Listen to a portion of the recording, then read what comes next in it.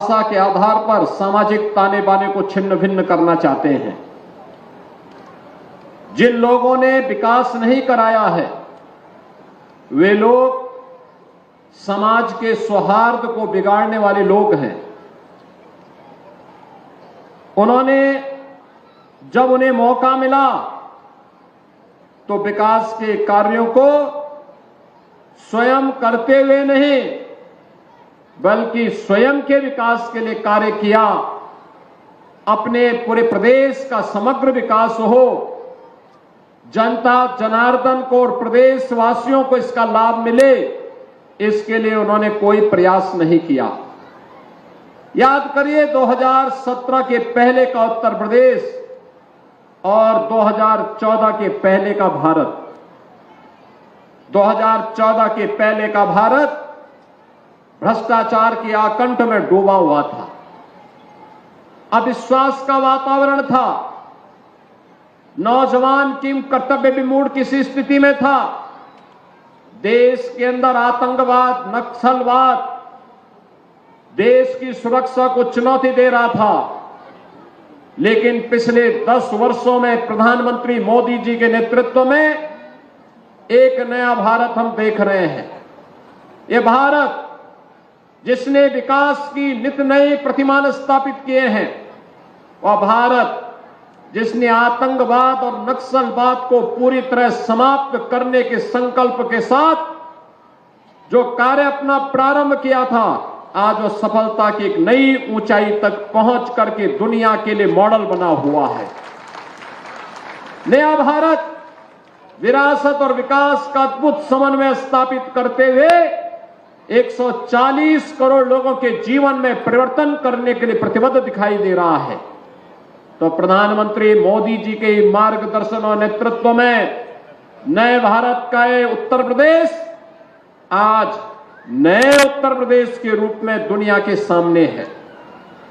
नए उत्तर प्रदेश में अन्नदाता किसानों का सम्मान है, नारी की गरिमा की सुरक्षा की गारंटी है, नौजवानों के रोजगार की गारंटी है, तो व्यापारी और बेटी की सुरक्षा की गारंटी भी इस नए भारत में है, नए उत्तर प्रदेश में है।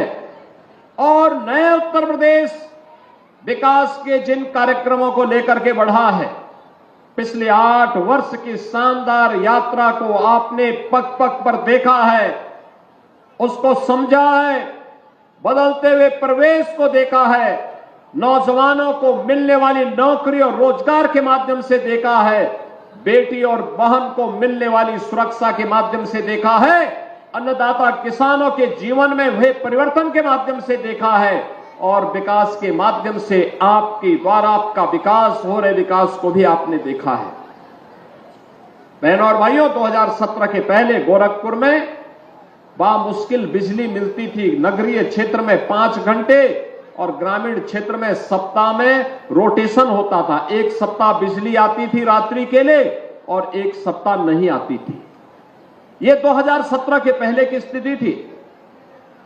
गोरखपुर से आप वाराणसी मार्ग पर जाएंगे तो यहां से बड़लगंज पहुंचने में 3 घंटे लगते थे, 3 घंटे।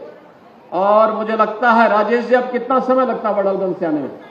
अब मात्र 45 मिनट से बड़लगंज से आप गोरखपुर आ सकते हैं। यह परिवर्तन हुआ है। भटड़ से गोरखपुर आने में 1 घंटे से अधिक समय लगता था 2017 के पहले, और आज यहां से भटड़ तक 4 लेन की सड़क हो गई है और आयुष विश्वविद्यालय भी भटड़ में ही स्थापित हो रहा है, भटड़ के पास ही स्थापित हो रहा है। और अब भटड़ से चलेंगे तो मात्र 10 मिनट में आप बीआरडी मेडिकल कॉलेज तक पहुंच जाएंगे।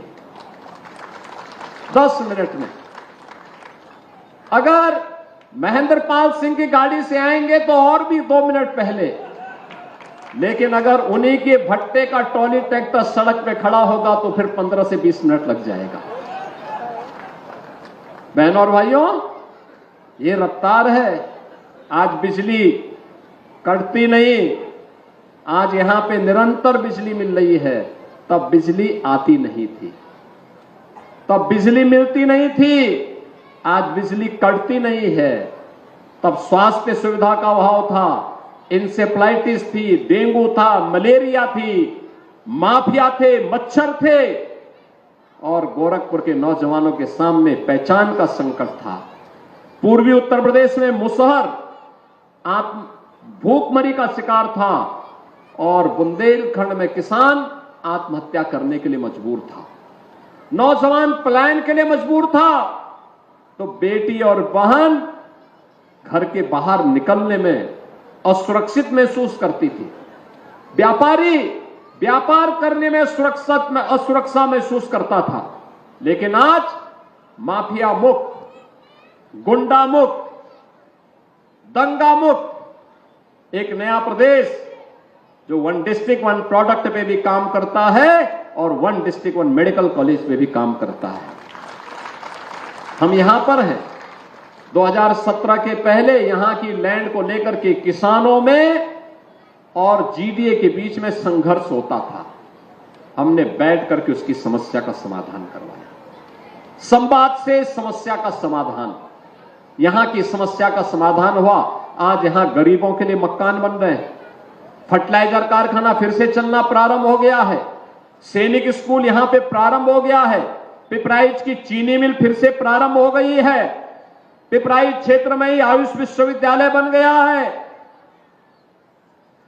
और सड़कों के लिए तो कहना ही क्या है, एक नया जाल बिछ चुका है, हाईवे। जहां देखो गोरखपुर से लखनऊ 4 लेन की कनेक्टिविटी। अब तो लिंक एक्सप्रेसवे से भी 4 लेन के साथ लखनऊ जोड़ा जा चुका है, वाराणसी 4 लेन के साथ, नेपाल 4 लेन के साथ, कुशीनगर 4 लेन के साथ, देवरिया 4 लेन के साथ, चारों ओर से 4 लेन की सुरक्षा उसकी सड़कों के साथ जुड़ चुका है और वायु सेवा के साथ भी जुड़ चुका है। आप देखते होंगे, वैसे रवि किशन बहुत समय देते हैं यहां पे, और समय देने के बाद जब उनको लगता है कि कोई जरूरी काम है तो तत्काल मुंबई से फिर यहां पे समय देने के लिए पहुंच जाते हैं, पहुंचते हैं। मैं देख रहा था, मैं भी सोच रहा था कि आज सचमुच वो सुनाएंगे फ्री में, लेकिन फिर उन्होंने वही किया जो अक्सर वो कहते हैं कि फ्री में पिक्चर दिखाएंगे, लेकिन किसी को कितने लोगों ने फ्री में पिक्चर देखी है? और वैसे पैसा लेकर कितने लोगों ने देखी है? रवि किशन की पिक्चर पैसा देके कितने लोगों ने देखी? पैसा लेके तो बहुत लोगों ने देखी। अब उनको मैं कहूंगा एक बार फ्री दिखा ही दीजिए। वो एक कलाकार है और कलाकार के रूप में कला का सम्मान होना चाहिए, और कला को भी अपनी विरासत को संरक्षित करते हुए नई पीढ़ी को दिशा देने के लिए अभिनय के माध्यम से, मंचन के माध्यम से उसको एक नई दिशा देने के लिए तत्पर होना चाहिए। आप याद करिए, कला का ही कमाल था जब 1990 के दशक में रामायण सीरियल चला था दूरदर्शन में।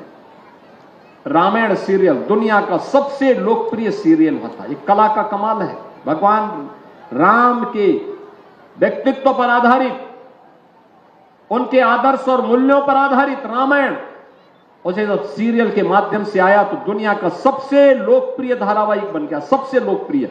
यानी जब घर में टेलीविजन नहीं थे, इतना विजुअल मीडिया का इतना प्रचार नहीं था, केवल दूरदर्शन था भारत में। देश में और दुनिया में 66 करोड़ लोगों ने उस समय रामायण सीरियल देखा था। 66 करोड़ लोगों ने। बहनों और भाइयों, ये मिसाल मिलना बहुत कठिन है। भगवान राम के प्रति सनातन आस्था और कला का बेहतरीन अभिनय का परिचय रामायण के प्रति घर घर तक उसके प्रचार करने में बड़ी भूमिका का निर्वहन किया। और सचमुच यह एक अवसर होता है एक कलाकार को कला के लिए मंच देने का, और गोरखपुर के नौजवानों के लिए कला के उस मंच को देने के लिए रवि किशन यहां पे सांसद के रूप में अपनी सेवाएं दे रहे हैं। बहनों और भाइयों, आज के जो कार्य यहां पर दिए गए हैं, ये सड़क के भी हैं, सीवर के भी हैं, पेयजल के भी हैं, स्वास्थ्य के भी हैं, स्पोर्ट्स के भी हैं, विरासत से जुड़े हुए कार्यक्रम भी हैं, अन्य ऐसे महत्वपूर्ण कार्यक्रम हैं जो पूरे गोरखपुर के सभी 9 की 9 विधानसभाओं के विकास से जुड़े हुए हैं। 9 की 9 विधानसभाओं से कैंपियरगंज, पिपराइच, गोरखपुर नगर, गोरखपुर ग्रामीण, चौरी चौरा, सैजनवा, खजनी, बांसगांव, चिल्लूपार, ये सभी विधानसभाओं को लेकर के एक साथ समग्र विकास की सोच के साथ ये विकास के कार्य आगे बढ़ रहे हैं।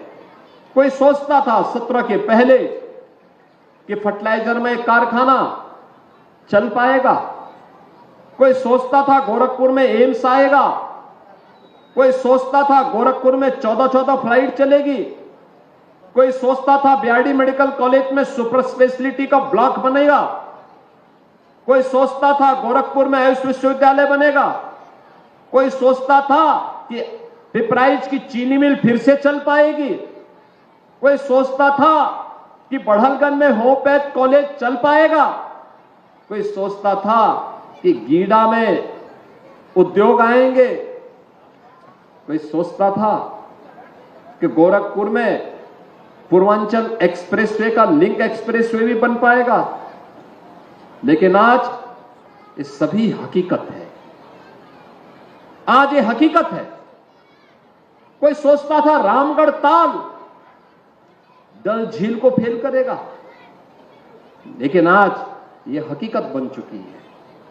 बहनों और भाइयों, इसलिए संभव हो पाया है क्योंकि गोरखपुर के किसी भी व्यक्ति ने, गांव हो या शहर, किसी भी व्यक्ति ने विकास के मुद्दे पर भले ही मुआवजा मिलने में आगे पीछे हुआ हो, लेकिन उसने अड़चन नहीं आनी दी। उसने कहा चलो मेरा तो बाद में समाधान हो जाएगा, पहले विकास का कार्य होना चाहिए। जब ये सोच बनती है तब विकास आगे बढ़ता है, द्रुत गति से आगे बढ़ता है। आज जो भी आता है गोरखपुर में कहता वाह विकास हुआ है। जो कोई भी आज वाराणसी जाता है कहता विकास हुआ है। जो कोई प्रयागराज जाता है कहता विकास हुआ है। जो कोई भी लखनऊ आता है वो कहता है विकास हुआ है। जो कोई भी मेरठ जाता है, नोएडा, ग्रेटर नोएडा, गाजियाबाद, किसी भी जिले में जाता, बरेली, आगरा, कानपुर, झांसी, जहां कहीं भी कोई जाएगा वहां जाकर के देखने के लिए मजबूर होता है और कहता है वाह कितना साफ और सुथरा है, विकास हुआ है। उत्तर प्रदेश नई पहचान बना रहा है। बेटियां अब बिना किसी भय के निकल जा रही हैं, घर से निकल रही हैं, स्कूल जा रही हैं, बाजार जा पा रही हैं। व्यापारी को कोई भय नहीं है, उद्यम लग रहे हैं, नौजवान स्थानीय स्तर पर रोजगार प्राप्त कर रहा है। यह हर व्यक्ति के मुंह से जब निकलता है तब हमें लगता है हाँ ये परिवर्तन हुआ है, ये परिवर्तन हुआ है। और इस परिवर्तन को आगे बढ़ाने के लिए पिछली सरकारें अपने आप तक सीमित थी। उनके लिए समाज को बांट करके केवल परिवार का विकास कर रहे थे।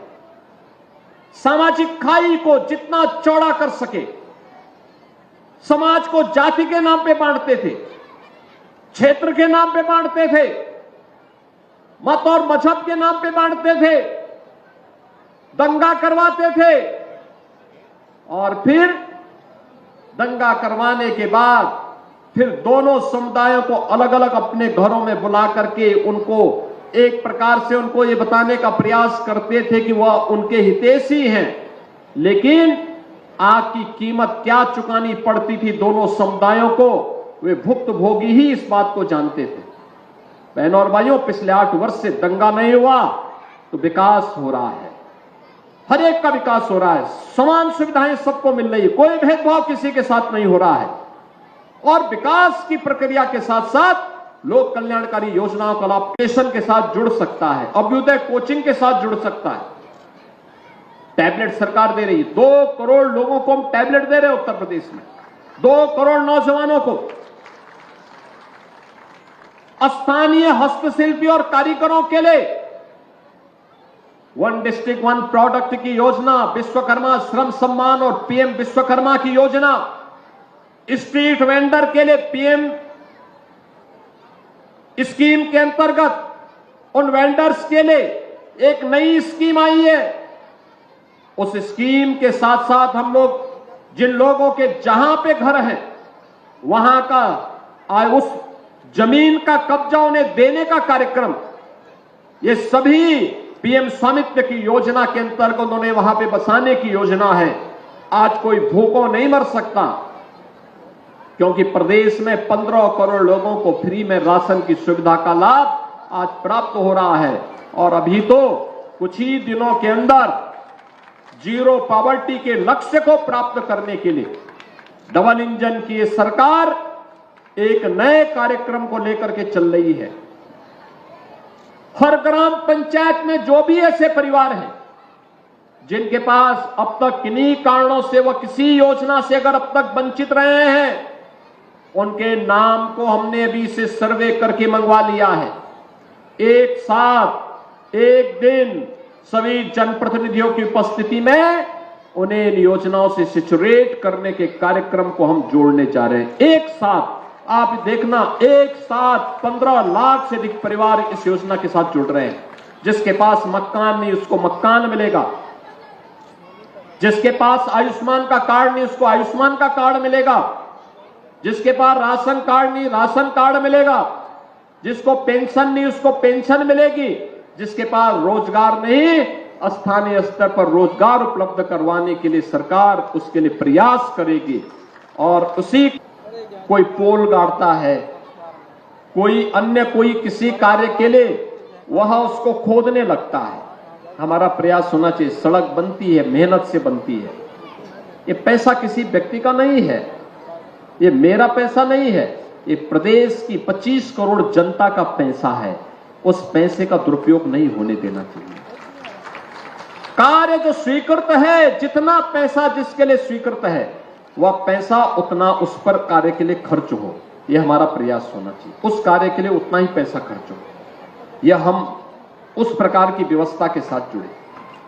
जो कार्य शिलान्यास के बाद कार्य आगे बढ़ रहा है उसकी क्वालिटी ठीक हो, स्थानीय जनप्रतिनिधियों को भी देखना चाहिए, संबंधित कार्यदायी संस्था को मजबूर करना चाहिए, कार्य समय पे हो, गुणवत्ता के साथ हो, पब्लिक के आवागमन में बहुत बाधा न हो, समयबद्ध तरीके से सारे कार्यक्रम आगे बढ़े, तो लंबे समय तक इन योजनाओं का लाभ जनता जनार्दन को प्राप्त होता रहेगा। और आज इसी उद्देश्य के साथ इन विकास की ढेर सारी योजनाओं को लेकर के हम सब एक बार फिर से गोरखपुर के नागरिकों के साथ हम मिल रहे हैं। मुझे प्रसन्नता है कि सरकार के 8 वर्ष पूर्ण होने के उपलक्ष्य में 25 मार्च को हम लोग गोरखपुर में आए थे 8 वर्ष की उपलब्धियों के साथ, और आज हम लोग यानी कुल 25 दिन के अंदर ही फिर से आपके पास इन विकास की योजनाओं के साथ फिर से पहुंच गए कि 9वें वर्ष में भी अब इसकी शुरुआत शुरू हो जाए, जो विकास की योजनाओं को द्रुत गति से आगे बढ़ा सके। विकास की योजनाओं को आगे बढ़ाने के क्रम में मैं आप सभी को इन योजनाओं का लाभ मिले।